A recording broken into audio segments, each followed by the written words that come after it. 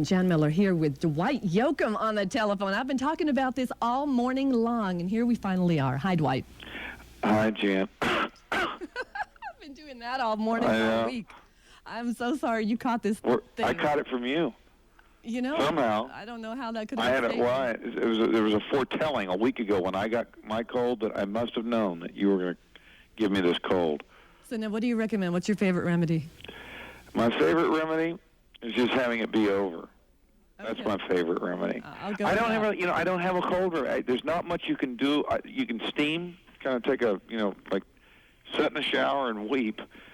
but there's not a lot you can do except try and get rest. I don't have any kind of that twig tea, now and again We were just talking off the air a moment ago about this twig tea from... But none of that herbal stuff. No. No herbal. Okay. Well, Well, herbal tea actually tears up my throat, and lemon knew worst thing for a singer. Really? Don't let them kid you. Okay. All right. Well, that honey and lemon thing, that'll do damage every time. Is that... Oh, I've been messing up then, because I... Well, if you're going to use your voice much, honey actually coats your throat, but lemon is very acidic, and it kind of takes all the good stuff that you need, kind of on your throat away. Strips it, leaves it kind of That makes perfect sense. Gosh. Okay. Well, anyway, thank you. Thank you, I'm sure your audience is fascinated. Really thrilled to hear all this. I think it's fascinating because you know how many people here in El Paso love you, just like I do. We always have a great time when we come down there. Well, we sure hope you can make it back this way soon. Yeah. Well, we're looking to on the next tour, I think. Where are you now? Right now, I'm in Los Angeles. I'm actually home. I'm about to begin.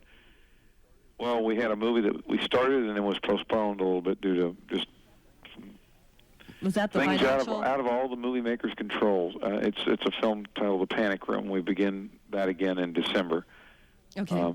But then South of Heaven and West of Hell, that's mine, and that comes out. They're telling me today that it opens at the Man Westwood in Los Angeles on the 15th of December. For like a couple of weeks, and then, you know how they do that, and then they'll come back with it after the first of the year. Just in time for the holidays. They kind of do a little bit of a holiday sneak, Oh, congratulations! Kind of just a 2-week run of it that they'll do. Trimark Pictures has picked this up, and then they'll. Wow, so that's great. That's Paramount. That's a good deal. Qualifying run, I guess, huh? Paramount. That sounds like that. They'll back you real well. No. Trimark. Trimark. Yeah, Trimark Pictures. Okay. But it's at least, I think a vindication for all the work and everything that the actors and crew put into this film. It was truly a labor of love, and I'm very proud of the work and proud of the film. So tell us a tiny bit about it, please, so we can get ready. It's kind of a weird, odd gothic western. There's actually a lot of stuff up on the International Movie Database about it, because we had a couple of popcorn previews. We had in Austin in the summer, and we had another one in Nashville, and people ran out and got on the internet and started chattering about it. So it's up there, and it's one that's not easy to describe. It's a western. It's a period piece. It's set in the Southwest. Actually, it's written. We shot it all in Arizona, but it's actually written in a town called Los Tragos, and in the Arizona territory, along the border with Mexico, and it ends up then going further down, right up against the border and across into Mexico is where the story kind of rolls. So it's set in 1907, 1908, and it's kind of a gothic western, And now your part in the movie? Well, I co-wrote and directed it, and I'm one of the principal characters. And Vince Vaughn's also he's the nemesis of this central character that I play, and along with him is Bridget Fonda is one of the principals in it. Billy Bob Thornton is in it. Paul Rubens, Bud Cort, Michael Jeter, really great actors. Peter Fonda, Bo Hopkins. Wow. Yeah. Great. Actually, Joe Ely came and did a role in it with us, and it was a great cast. It was a large cast. It was like 30 speaking roles throughout. It's an ensemble piece. So. Well, we're looking forward to seeing that. It's going to open, you said, December 15th there in Los Angeles. Yeah. Right. Okay. And now you're working on The Panic Room. And you're in LA right now. Beginning that, and then the new album is just out. It is. And we're playing your we're single. working on. We're actually out working on that all summer. We played on the tour probably 5 songs every night from that new album before it came out. So we kind of introduced it before the fact. And where on earth did you find time to squeeze an album in between all your movie makes? I don't remember. But we did, and I'm really excited about the record. I'm pleased with the response so far to it, and hopefully everybody enjoys the music. Oh, we do. We're loving it. We're enjoying the new single. I've got it all set to actually to play right after we finish. Yeah. But you know what? Huh? Go ahead. No, that's all right. You go first. No. You had a cold before I did. Yeah, I did actually. I got it You first. gave it to me, so go ahead. Oh, Sort of I completely what I was going to say. I Yes. took that from you. But no, we were talking about the movies and stuff. But then I was also thinking that the crazy little thing called love kind of came out of nowhere. Well, it kind of came out of the head of an advertising guy over at the agency for The Gap, and they had first asked us about doing Honky Honk Man. And I thought, well, the campaign they did the previous year with the Louis Prima track and Brian Stetzer was great, and I really enjoyed it. So sure, they can do that. We'd never licensed one of my songs or my tracks to a commercial before. And then they came back the week they were going to shoot the commercial and said, we had another idea. Would Dwight consider recording a song just for the commercial, and I said, well, what? And somebody kind of murmured something. I said, well, what?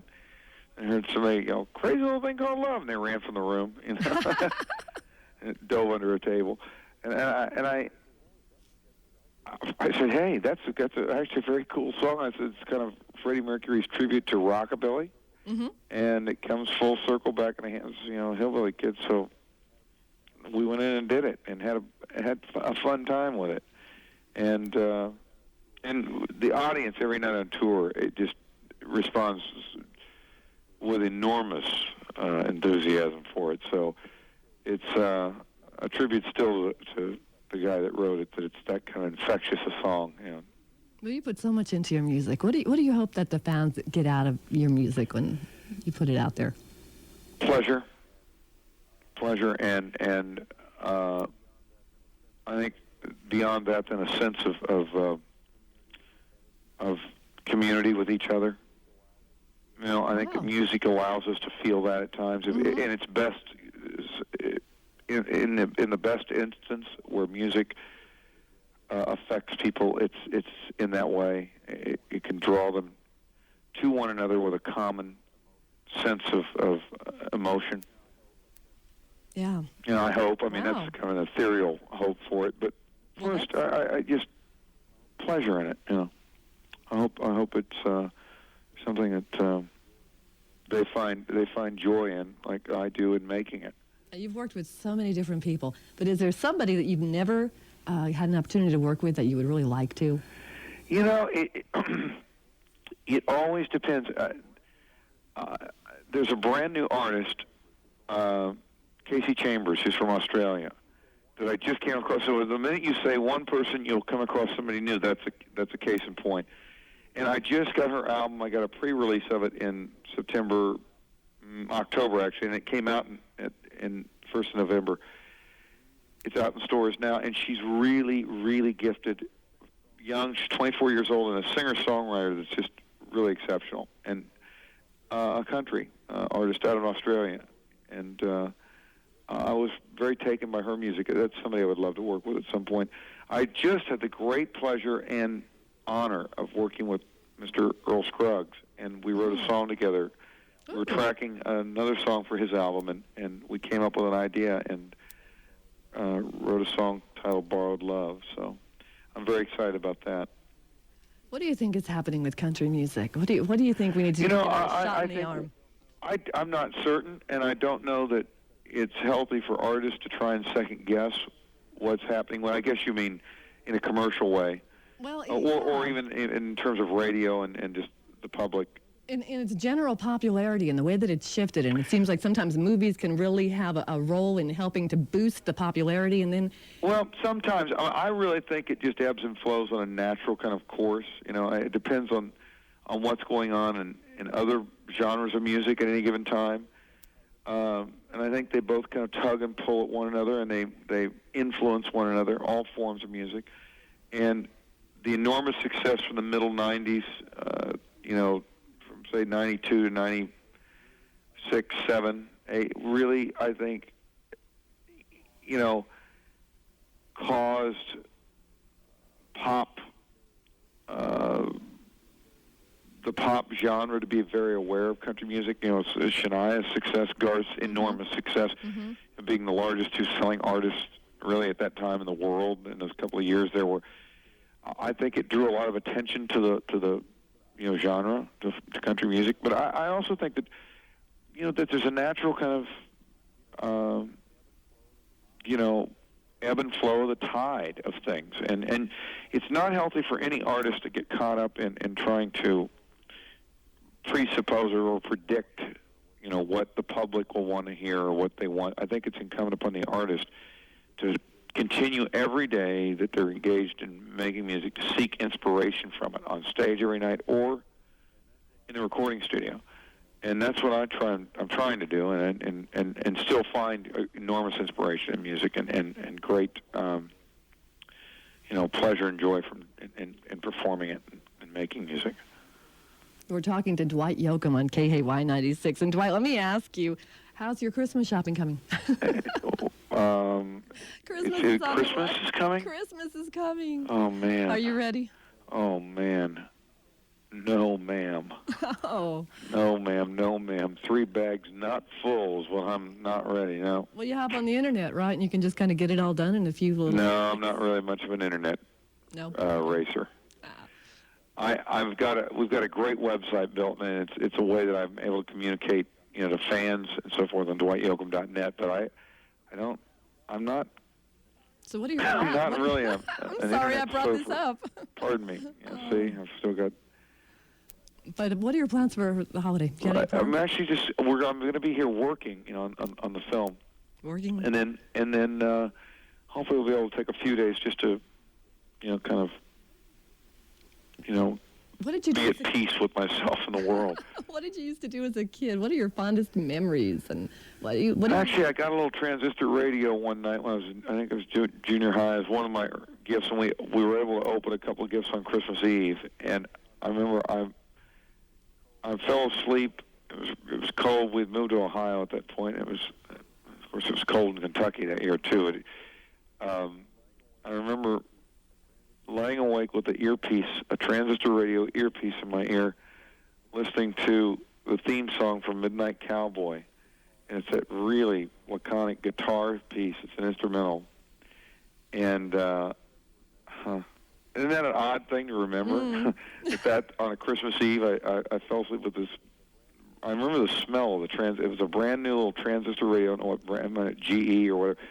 But it was you could smell kind of when they heated up the circuitry and so forth in it, and that's why what a weird Christmas memory. How did you get that out? I haven't thought about that in years.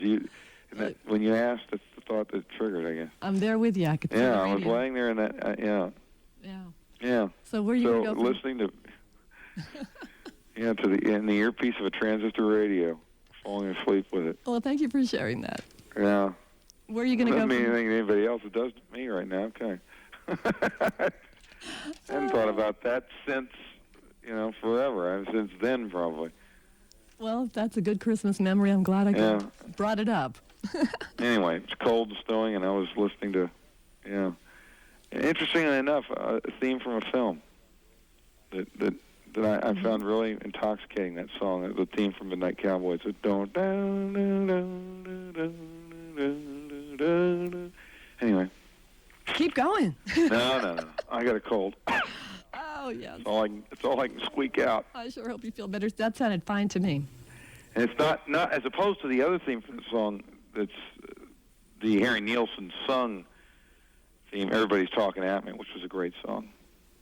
But I'm talking about the instrumental. Mm-hmm. Okay, so what are your plans? Anyway. What do we have to look forward to? Where are you going to be out on the road with your music again? We don't know. It appears somewhere on the horizon next year, probably in the fall. We just finished 80 cities. We actually ended up in Texas, in San Antonio and Lubbock, and then Dallas. The last 3 shows of the tour in October.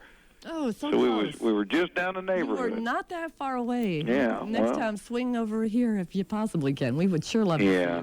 We look forward to getting back there and playing. And then I'm sure on the next tour we're going to head that way, head to El Paso. We have a new album. You've got Tomorrow's Sounds Today, and you've got a new single that we've been playing. What do you know about love?